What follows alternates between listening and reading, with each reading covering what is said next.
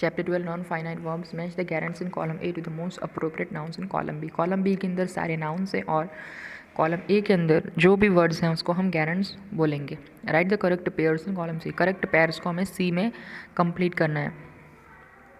Let's learn non-finite verbs. The words that tell us about the physical action that a person is doing. कुछ physical action कोई person कर रहा है, okay? तो उसको बोलेंगे हम नॉन फाइनाइट वर्ब्स. ऐसे वर्ड्स को हम नॉन फाइनाइट वर्ब्स बोलेंगे. Okay, the concept is intangible are called verbs. और ऐसा कॉन्सेप्ट ओके जिसके बारे में हम जिसको हम टच नहीं कर सकते, ओके, सिर्फ फील कर सकते हैं, तो उसको हम बोलेंगे verbs. Only verbs. Verbs which have the past and the present form are called finite verbs. Verbs ऐसे वर्ब जिसका पास्ट और प्रेजेंट फॉर्म है उसको बोलेंगे finite verbs. Verbs which have forms other than past and present, past और present के अलावा भी कुछ है तो उसको बोलेंगे हम non finite verbs. A finite verb has a subject, it changes with the tense, person and the number. Okay, finite verb एक सब्जेक्ट होता है जो कि टेंस और पर्सन और नंबर के हिसाब से चेंज होता रहता है. It can stand alone as a main verb. For example ये अकेले भी खड़ा रह सकता है. एग्जाम्पल है they watched the match. Okay, तो ये पास्ट हो गया, उन्होंने मैच देखी. She goes to school every day, वो रोज़ स्कूल जाती है. Okay, present. A non finite verb does not have a subject. उसका कोई सब्जेक्ट नहीं होता नॉन फाइनाइट वर्ब का. It is not change with the tense and the number. It can not okay, ये नंबर और tense के हिसाब से चेंज नहीं होता. It can not stand alone as the main verb. ये मेन वर्ब जैसा अकेले स्टैंड नहीं कर सकता. For example she likes playing football. Okay, उसे फुटबॉल खेलना पसंद है. शी लाइक्ड प्लेइंग फुटबॉल, उसे फुटबॉल खेलना पसंद है ना. ही और शी यहाँ पे लगा दिया है only. In the above sentences the verb playing does not change with the number, person और टेंस. ओके, यहाँ पे प्लेइंग चेंज नहीं हो रहा है. देखो, नंबर, पर्सन और टेंस के हिसाब से यहाँ पे चेंज नहीं हुआ. Let's learn kinds of non finite verbs. Non finite verbs कौन से हैं? There are 3 kinds of non finite verbs. एक infinitives, gerunds and participles. Infinitives. An infinitive is a verb form that acts as the other part of speech in a sentence. Okay, sentence के अंदर एक अलग से part of speech की तरह ये act करता है. ओके, सेंटेंस के अंदर ये अलग से पार्ट ऑफ स्पीच की तरह एक्ट करता है. ये कौन से वर्ड्स हैं? ये इन्फिनिटिव वर्ड्स हैं. It is formed with to plus the main verb of verb. Example है to sing, to draw etcetera. Okay, तो पार्ट ऑफ स्पीच कौन से सिंग है और ड्रॉ है. ओके, और इन्फिनिटिव कौन से हैं? टू. इन्फिनिटिव किसको बोलेंगे? टू को बोलेंगे. To sing, to draw etcetera. Okay, ये एक्ट करता है पार्ट्स ऑफ स्पीच के साथ, दूसरे पार्ट्स ऑफ स्पीच के साथ मिलकर ये सेंटेंस कंप्लीट करता है. And infinitive can be used as an object of a verb. For example Jerry likes to run. Okay, यहाँ पे देखो ज़रूरी है टू का लगाना है ना. Infinitive is very important. Subject at the beginning at a sentence. For example कभी कभी क्या होता है सेंटेंस के बिगिनिंग में भी ये लग जाता है. To visit Timbuktu, it is main plan this winter. An adverb modifying a verb. For example, he threatened to kill the hostages. Okay, adverb के साथ मिलके भी ये sentence बनाता है. An adjective modifying a noun. For example, Arjun has a talent to compete till the end. Okay, तो adjective है ये, compete to. Infinitives है. Bare infinitive. Infinitive which occurs without the word to is called. ऐसा infinitive जो to के अलावा भी बन सकता है. Infinitive which occurs without the word to के अलावा भी इन्फिनिटिव सेंटेंस बन सकते हैं. Is called a bare infinitive. ऐसे सेंटेंसेस जो टू के अलावा भी बनते हैं तो उनको हम बोलेंगे बेयर इन्फिनिटिव. और ऐसे सेंटेंस जिसके अंदर टू लगता है तो उसको बोलेंगे infinitive sentences.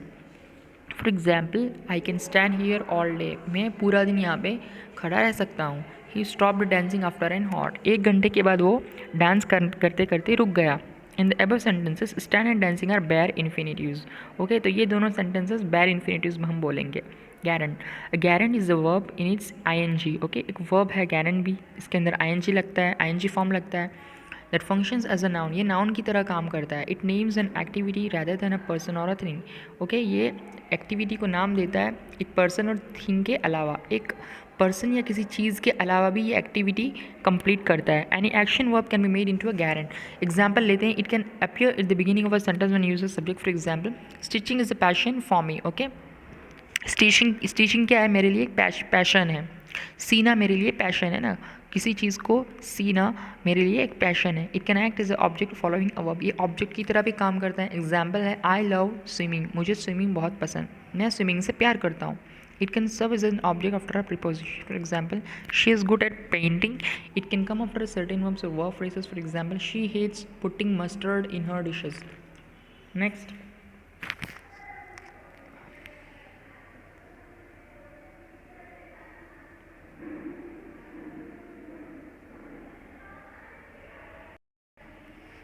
Next, participles. Participle is a form of verb that is partly a verb and partly an adjective. Participle ऐसा फॉर्म ऑफ वर्ब है जो आधा वर्ब है और आधा एडजेक्टिव है. Partly verb and partly adjective. It can be use in a sentence to modify a noun. ये sentence के अंदर यूज़ होता है ताकि ये नाउन को और इम्प्रूव कर सके, नाउन फ्रेज को, वर्ब फ्रेज को. ओके, ये और इम्प्रूव करता है सेंटेंस के अंदर आके, सेंटेंस को और इम्प्रूव करता है, नाउन को मॉडिफाई करता है, नाउन फ्रेज को, वर्ब फ्रेज को मॉडिफाई करता है और पूरा सेंटेंस बनाता है.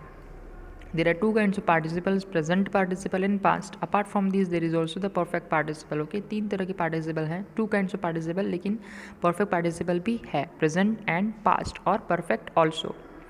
Present participle. Present participle is ing form of verb. Okay, इसमें ing हम लगाते हैं प्रेजेंट पार्टिसिपल के अंदर. It acts both an adjective and verb in a sentence. ये एडजेक्टिव और वर्ब बन के भी काम करता है सेंटेंस के अंदर. He was practising guitar last night. Last night वो प्रैक्टिस कर रहा था गिटार से. In the above sentence the word practising acts as a verb की तरह काम कर रहा है यहाँ पे practising. Okay, past participle. The past participle indicates completed action. Complete action जो होती है पास्ट के अंदर, ओके, वो बताता है हमें. It usually ends in ed, en और dt और n. Okay, all this is the verbs which can be used. It acts both an adjective and an adverb in a sentence. For example, the bruised knee should be immediately cleaned. In the above sentence, the word bruised acts as an adjective. Okay, I lost my watch. In the above sentence, the word lost acts as a verb. Perfect participle. The perfect participle can be used to shorten or combine two or more clauses. Perfect participle use होते हैं किसी चीज़ को combine करने के लिए या किसी चीज़ को short करने के लिए. फॉर एग्जाम्पल, किसी चीज़ को बांट देता है. परफेक्ट पार्टिसिपल जब भी आता है किसी चीज़ को या तो बांट देता है, कंबाइन कर देता है या फिर छोटा कर देता है, शॉर्ट कर देता है. Farmer प्लफ his field, the farmer had it home. Okay, तो यहाँ पे देखो, यहाँ पे कंबाइन कर दिया है. ओके, यहाँ पे सेंटेंस को having ploughed his field, farmer had it home. Okay, देखो इस तरह से इसको कंबाइन कर दिया है. Next, practice time. यहाँ पे हमें बताना है, पहले अंडरलाइन करना है, इन्फिनिटिव्स को अंडरलाइन करना है. ओके, हमें बताना है कि ये ऑब्जेक्ट से, सब्जेक्ट से, एडजेक्टिव से, एडवर्ब से. Okay, like that. Next, correct gerund हमें यहाँ पे ढूंढना है. Form of the verbs given in the brackets. Okay, यहाँ पे करेक्ट गारंट ढूंढ के यहाँ पे लिखना है हमें. नेक्स्ट, हमें यहाँ पे ing लगाना है ओनली. एक्साइट है तो एक्साइटिंग, इंटरेस्ट है तो इंटरेस्टिंग, स्लीप है तो स्लीपिंग. ओके, ing लगाना है. एक्साइटिंग है तो ई हटा के हमें ing लगा देना है, लाइक. ओके, डिपार्ट है तो डिपार्टिंग. ओके, ing यूज़ करके हमें कंप्लीट करना है क्वेश्चन सी को. डी के अंदर, क्वेश्चन डी के अंदर हमें प्लस ed लगाना है. Played, packed, decorated, cooked. Okay, इस तरह से. Rewrite the given sentences using perfect participle. Perfect participle के हिसाब से हमें यहाँ पे सेंटेंसेस को बनाना है. नेक्स्ट,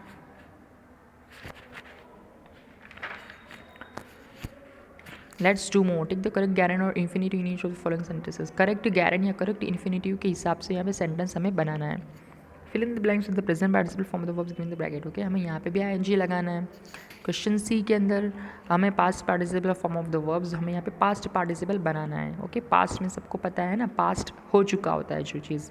तो इस तरह से, लॉस है तो लॉस्ट, ब्रेक है तो broken, like that. Perfect participles बनाना है यहाँ पे हमें. देखो ऑलरेडी मैंने यहाँ पे आपको दिखाया है. हैविंग को प्लस करना है सेंटेंस के आगे और आई को यहाँ पे कट किया, सेकंड का बता रहा हूँ मैं. ओके, यहाँ पे आफ्टर लॉन्ग टाइम फिर पूरा सेंटेंस आपको लिख देना है. हैविंग लगा देना है सब में. और ओके, इस तरह से मैंने इसको मॉडिफाई किया है. Next, okay, let's learn with fun जो है वो ओके अपने हिसाब से आपको सेंटेंसेस बनाना है. कौन सा इन्फिनिटिव और कौन सा गैरेंट, ओके, उसके हिसाब से. यहाँ पे वर्ड्स दिए हुए हैं, अ टाइम, बिगिन, कंटिन्यूस के हिसाब से आपको एक वर्ड बनाना है. Okay, your chapter is finish.